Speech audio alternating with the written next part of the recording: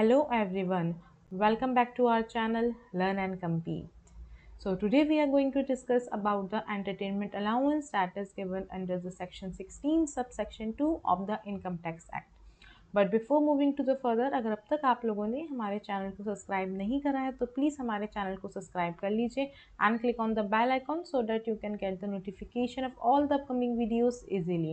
And इससे पहले मैंने वीडियोस आपकी जो बनाई हैं आपके बेसिक टर्म्स इनकम टैक्स से कवर करा दिए हैं, रेसिडेंशियल स्टेटस कवर करा दिया है, HRA the most important topics with the numericals, वो मैंने आपको सब कुछ करा लिया है। प्लेलिस्ट बनी हुई है, आप उसमें चेक कर सकते हैं। And today we are going to discuss about the entertainment allowance. तो एंटरटेनमेंट अलाउंस को डिस्कस करने से पहले ये समझना पड़ेगा कि आखिर ये एंटरटेनमेंट अलाउंस मिलता किसको है। सबसे पहले तो ये एंटरटेनमेंट अलाउंस आपको, चाहे वो गवर्नमेंट एम्प्लॉय हो चाहे वो प्राइवेट एम्प्लॉय हो, दोनों को मिलता है entertainment allowance. Section 16 sub section 2 of the income tax act, ये आपके गवर्नमेंट एम्प्लॉय को भी मिलता है और ये आपके प्राइवेट एम्प्लॉयज़ को भी मिलता है। बट अगर मैं इसमें एग्जम्पशन की बात करूँ तो एग्जम्पशन की अगर मैं बात करूँगी तो सिर्फ और सिर्फ ये जो एग्जम्प्ट होता है वो गवर्नमेंट एम्प्लॉयज़ के लिए होता है, वो भी central and the state government employees. जितनी भी आपकी स्टैट्यूटरी बॉडीज़ होंगी उनके लिए एग्जम्पशन नहीं मिलती है। तो ये हम सबको जो है ध्यान रखना है कि एग्जम्पशन किसको मिलती है किसको नहीं मिलती है। तो प्राइवेट एम्प्लॉय के केस में नॉट एग्जम्प्टेड, फुली टैक्सेबल होती है, not exempted and fully taxable. But in the case of the government employees, there are the three conditions and the minimum of these value will be exempted. तो first case is ₹5,000 या तो 5,000 rupees. Number 2, actual में आपको entertainment allowance कितना मिला, actual entertainment allowance received, entertainment allowance received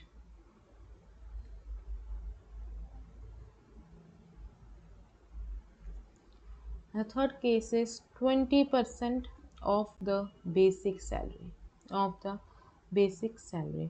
अब इसमें एक चीज़ ध्यान रखिएगा, basic salary here means only the basic salary. हम एचआरए में क्या करते थे, इसके अंदर हम डीए भी इंक्लूड करते थे, हम इसके अंदर कमीशन भी इंक्लूड करते थे।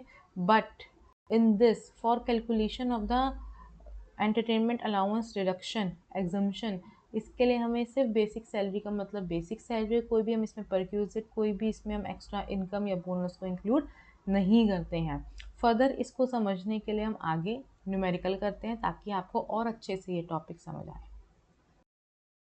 सो देयर इज़ एन एग्जाम्पल, इसके अंदर आपको एक इंडिविजुअल की सैलरी दे रखी है और ये इंडिविजुअल की salary without any perquisite benefit और अलाउंस दे रखी है। तो सिंपल हम ले लेंगे और एंटरटेनमेंट अलाउंस पूरे फाइनेंशियल ईयर में एक इंडिविजुअल को कितना मिला है ये गिवन है।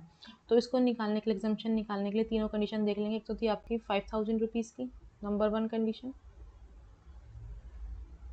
नंबर 2 कंडीशन क्या थी आपकी, that is your 20% of the basic salary, 20% of the basic salary. अब 20% ऑफ द बेसिक सैलरी की बात करूँ यानी कि 2,20,000 रुपीज़ multiply by 20 upon में 100, it will give us ₹44,000।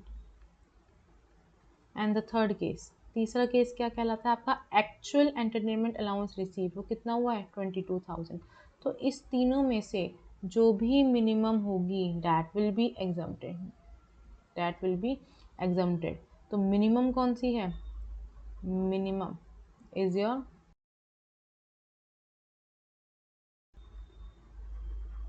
Minimum is exempted. तो मिनिमम कौन सी है आपकी, ₹5,000। तो 5,000 रुपीज़ का एग्जम्पशन जो है मिल जाएगा टैक्स में से। एक और चीज़, एंटरटेनमेंट अलाउंस फुली टैक्सेबल होता है इसलिए वो आपकी ग्रॉस सैलरी का पार्ट होता है। बट जब इसकी हम डिडक्शन क्लेम करते हैं, डिडक्शन क्लेम हम जो है आफ्टर द ग्रॉस सैलरी जब स्टैंडर्ड डिडक्शन हो जाता है तब क्लेम करते हैं।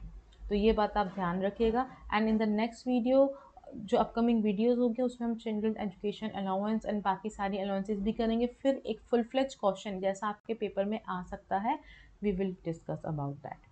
सो thank you all, that's all for today. अगर आपको वीडियो अच्छी लगती है तो प्लीज़ लाइक एंड शेयर कीजिए among all and click on the bell icon, ताकि आगे की वीडियोस आपको टाइमली मिल पाएँ।